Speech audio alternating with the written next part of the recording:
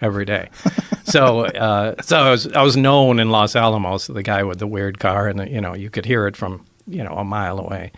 Anyway, the day that came out on the front page of the paper was the day Edward Teller, the father of the hydrogen bomb, was giving a lecture down there at the lab. And we didn't have much going on that day in our group, and I asked if I could go down there. And I went down there early, and Ed Teller was outside, leaning on a brick wall there and reading the front page of the paper. Now, this is a guy out of history, so I introduced myself. Hey, I'm the guy you're reading about there. And we talked for a little while, and it was cool. Fast forward to years later, I had moved out to Las Vegas and had, left Los Alamos and, went on to other things. And I wanted to get back into the scientific community. I left to start other businesses and that sort of thing. So I sent resumes out, and one of them went out to Ed Teller and referenced our meeting, back in the day. And anyway, he remembered me and gave me a reference, somebody to come. Normally, we had pulled in with the bus and gone around the front through a normal double door. This time that I went in, there were hangar doors open. I went in through the hangar door, and in the hangar door was the disc, the flying saucer that I worked on. I saw it sitting there, and we walked by it. It had a little American flag stuck on the side, and I thought, oh, my God, this finally explains all the flying saucer stories. This is just an advanced fighter, and this is fucking hilarious. Right. So I went by, I slid my hand alongside it. I got reprimanded immediately for touching the thing. And there was a guy, an armed guard, that followed us in and just said, keep your eyes forward and your hands at your side and just walk in the door. So that was the first time I had seen anything that, long tube essentially, and they accelerate particles with high voltage and, radio frequencies till they reach high speeds. But a cyclotron does that in a small circular area. And there's this very heavy element fuel, element 115, something that wasn't on our periodic charts at the time. But it is now. It is now, yeah. When did it become on the periodic table now, the way the charts now? I don't remember. Do you remember when they... 2004, Darmstadt, Germany, I think, is where they first fabricated 4 atoms. They lasted 220 milliseconds with the atoms. It's nothing, right? And then it later was discovered a couple more times they could fabricate it. Then they gave it a place then on the periodic chart. After that, called it moscovium. So they told you about this stuff in 1982? Can't touch it. Right. What is gravity about that? Like the concept of gravity to most people is gravity is bringing something towards it. Right. Well, I guess you would say it's anti-gravity. Mm-hmm. It's gravity shifted 180 degrees. It's, anti-gravity. And did they have any understanding about what could possibly create this effect? Did they have any areas where they'd like you to look into? No, they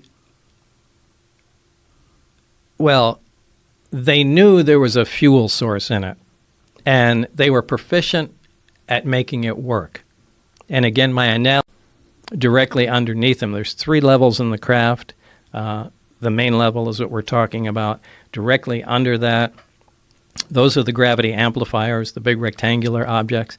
Underneath them are the gravity emitters that look like, for lack of a better word, a trash can hanging on a pipe, 3 of those. And then the top layer, this is just my personal belief, I think that has to do with a navigation or their version of a computer with some planar panels, sensor panels around the craft that we would call portholes, but they're not portholes. They're just black areas. And I think that just determines its, position in space. But I physically was in the center section, and I stuck my torso in the bottom section and hung upside down so I could see how the gravity amplifiers were positioned. We were talking about right, the way you explained it. And so there was some paperwork that indicated that this was from the Zeta Reticuli star system. Now, how they obtained that, I haven't the slightest idea. But it wasn't just from the Zeta Reticuli star system. It was what they called ZR3. So it was a third planet in that star system. So there was no other information about it other than that's supposedly where the craft came from. Now, is that true? I don't know. I have no way of verifying that. But that was printed in the same materials that referenced the reactor. Now, I looked that stuff up when I went home. And Zeta Reticuli is a binary star, two stars that orbit one another. And it's only visible in the southern hemisphere, and it's about 30 some odd light years away. So that's literally all the information I have about. That people call the grays. Yeah. Is like they're machines printed from flesh. So what you're saying is like not Well, they so could just far be off from- synthetic life. Synthetic they don't life, even need yeah. to be, Right. Machines. Right. I Well, mean, they seem to have no sex organs. The way they're described by people that have had interactions with them, assuming these people aren't liars Right. or crazy or whatever. Right. That they have no sex organs and that they don't seem to have any muscle. They're just almost like a frame. Right. And they have enormous heads. I mean, if you look at Australopithecus or depictions of ancient hominids, and then you go to human beings, one of the things you see is bigger heads and weaker bodies. well, you see It's a almost clear like- progression yeah. of evolution, Yes. too, where for something like that, I would lean towards a synthetic organism because it Yes. looks like it was made for a specific task. There's Right. no reproductive organs, so, I mean, that almost kind of leaves out any kind of, physical evolution. Right. You did attend classes in those places. though. I did attend classes in those places. Do you know anybody that you went to school with? Yes, I do. And have they verified that they went to school with you? Well, I gave Jeremy some names, but the reason I don't say these names publicly Of is course. because every single time I mention a name, somebody gets in trouble. They don't want to Of be. course. Yeah. Yeah, of course. But what is that experience like, seeing your birth certificate erased, seeing your employment Well, it's history? frightening. It's absolutely But frightening. it's also the